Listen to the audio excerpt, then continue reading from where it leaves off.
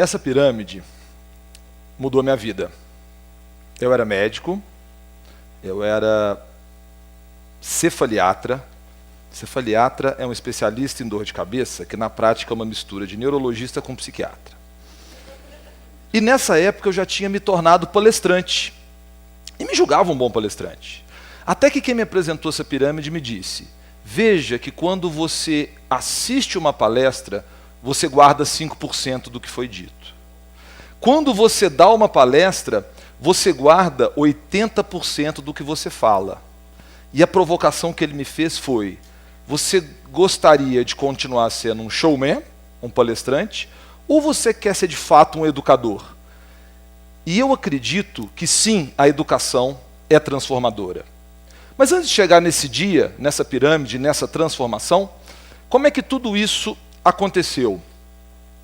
Durante a minha faculdade, eu tive que dar aula em vários cenários para poder me manter. Mal sabia que onde eu estava dando aula já estava sendo a minha verdadeira escola. Bom, formei, me especializei, adentrei nessa área e comecei a ser convidado por algumas empresas para dar palestra sobre o assunto que eu me especializei. Um dia, numa cidade muito distante, depois de uma palestra, a gente saiu para jantar e um participante me fez uma pergunta que eu pensei assim: ou ele não estava na aula, ou ele estava dormindo.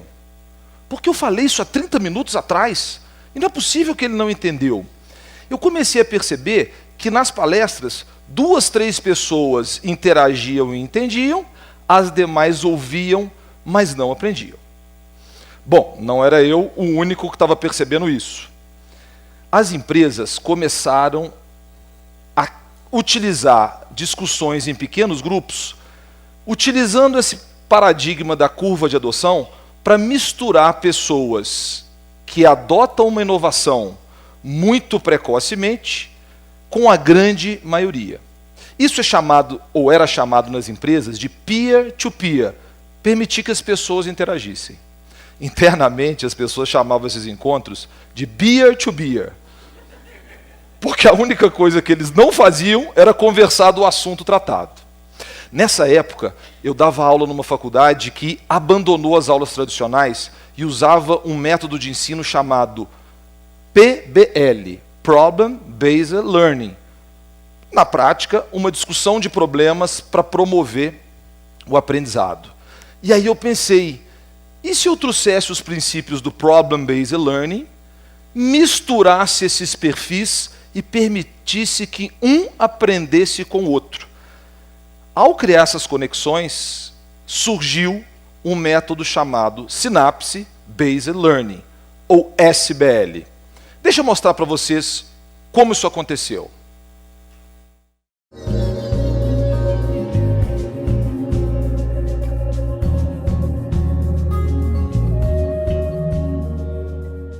Quando você pensa em aprendizado, provavelmente você pensa numa cena como essa, certo? Mas ela definitivamente não é a melhor forma para se aprender algo. Em palestras tradicionais, a taxa média de retenção de conhecimento é de apenas 5% para a audiência e de 80% para o palestrante. Então, quem é que aprende de verdade numa aula expositiva? Outras ferramentas de ensino aumentam consideravelmente esse aprendizado. As discussões de grupo, em especial, quando bem estruturadas, elevam essa taxa de retenção para em torno de 50%. Por isso foi criado o método SBL, Synapse Based Learning, um híbrido de aula expositiva e o grupo tutorial do Problem Based Learning, PBL. O método é uma discussão de uma situação-problema em pequenos grupos, com 8 a 16 participantes. Com 1h30 de duração, a discussão promove a interação entre participantes com diferentes perfis, conforme a curva de adoção de inovação. Vejamos como são esses perfis. Entusiastas, considerados aventureiros, sempre dispostos a abraçar tudo que é novidade. Líderes de opinião, fundamentais como influenciadores. Em geral, são tidos como referência de vanguarda no mercado. Pragmáticos. Nem os primeiros, nem os últimos. Sabe como é? Tendem a ponderar mais sobre suas decisões. Conservadores. Muito cautelosos, mais desconfiados. Céticos. Muito resistentes, super conservadores nas suas preferências. A ideia é promover a interação entre pares, numa forma de aprendizagem interpessoal. Para isso, a gente compõe a mesa assim. A discussão é liderada por um moderador pré-treinado. O professor tradicional se torna um convidado especial chamado gabarito. E, como convidados, chamamos 1 ou 2 entusiastas, pelo menos 2 líderes de opinião no assunto discutido, 6 a 8 pragmáticos, 4 a 6 conservadores. E os céticos? Bom, vamos deixá-los de fora deste método. E como funciona a discussão? O moderador usa um slide kit como roteiro. Antes do debate em si, ele faz a ativação de conhecimentos prévios com a exposição de dados que contextualizam o problema. Na sequência, apresenta o problema e promove a interação sobre diagnóstico diferencial e tratamento baseado em evidência, confrontando as vivências. Após a discussão, a solução é apresentada também no formato expositivo. A implementação da metodologia passa por várias etapas, da definição dos objetivos da aprendizagem, passando pela elaboração da situação-problema, o desenvolvimento do slide kit, a seleção dos moderadores, a capacitação dos moderadores em uma oficina de treinamento, até a realização dos encontros.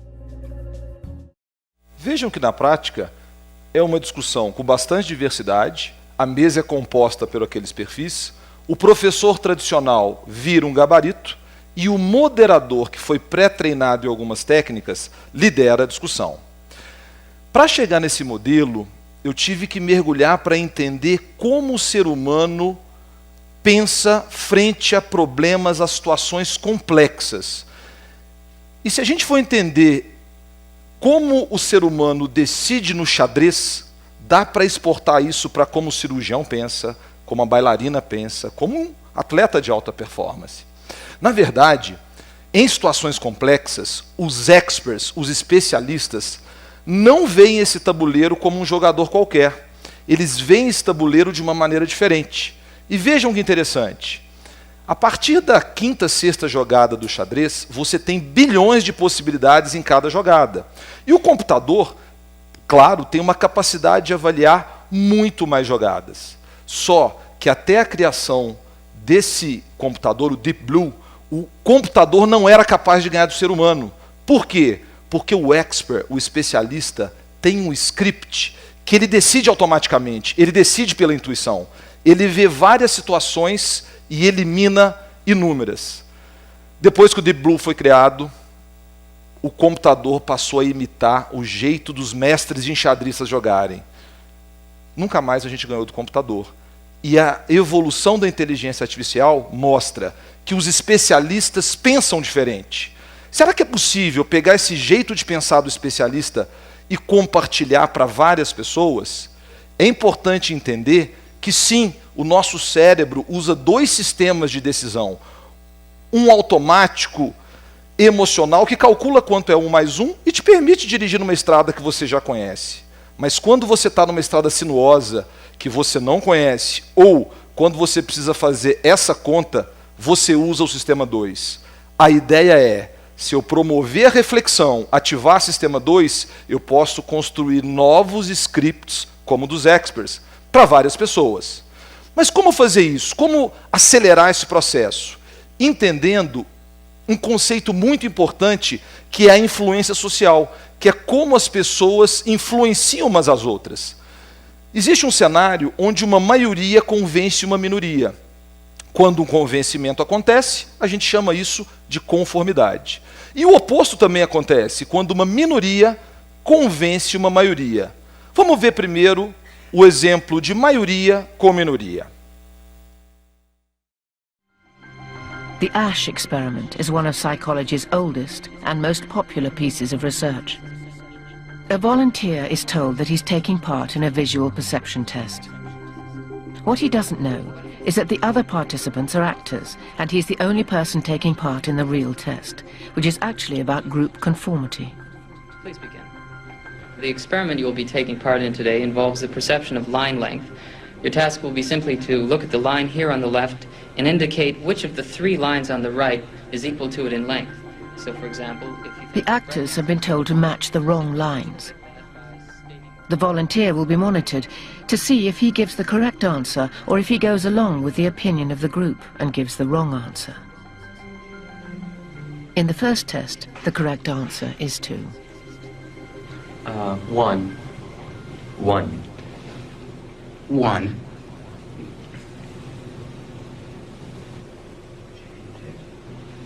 Two. 1. Once again, the correct answer is 2. 3.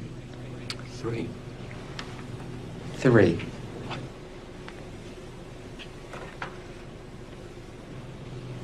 3. 3. The ASH experiment has been repeated many times, and the results have been supported again and again. We will conform to the group. Again, we're very social creatures.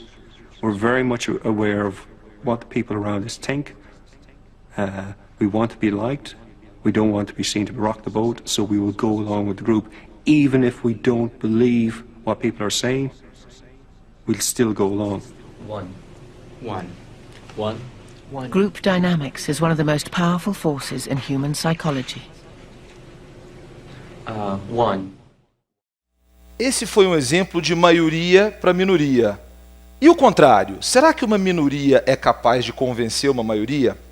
Quando você está diante de um problema de resultado incerto, de um problema julgamental que não existe resposta exata, se a maioria perceber que existe uma minoria consistente e segura, ela aumenta a sua taxa de conformidade. Então essa é a ideia da metodologia, trazer um expert para compartilhar o seu modelo de pensamento com os demais e ajudar o grupo a desenvolver sua expertise. A gente fez isso num cenário muito interessante, com pequenos cafeicultores familiares. Esses cafeicultores, eles vêm de várias gerações na atividade. Eles sabem muito sobre produzir café, mas eles são muito teimosos para adquirir novas práticas. Uma delas é obter selos de sustentabilidade que permita colocar esse produto em mercados internacionais. Eles acham que esse selo dá muito trabalho, tem que preencher muito papel, incluindo anotar os custos, e não vale a pena o pequeno prêmio que a sustentabilidade paga. O que eles não percebem é que a sustentabilidade, além de respeitar o social, as pessoas e o ambiental, ela é uma forma de gestão, é uma forma deles saberem os seus próprios custos. E quando o preço do café cai, essas pessoas ficam muito à mercê disso. O que a gente fez aqui?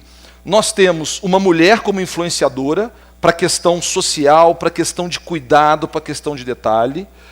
Um produtor rural que já tinha trabalhado com contabilidade e que sabe como anotar custos é importante. E nós fizemos um grupo onde eu fui o moderador e um engenheiro agrônomo especialista em café foi o gabarito. Essa dinâmica promoveu uma taxa de conformidade de 60%.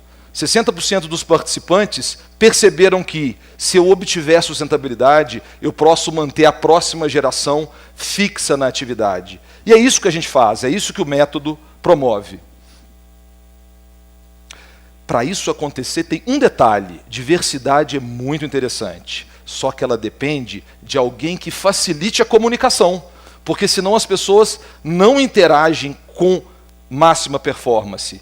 Para isso, na nossa metodologia, o moderador é treinado em 6 técnicas, que em suma são escuta ativa, escuta atenta, escutatória.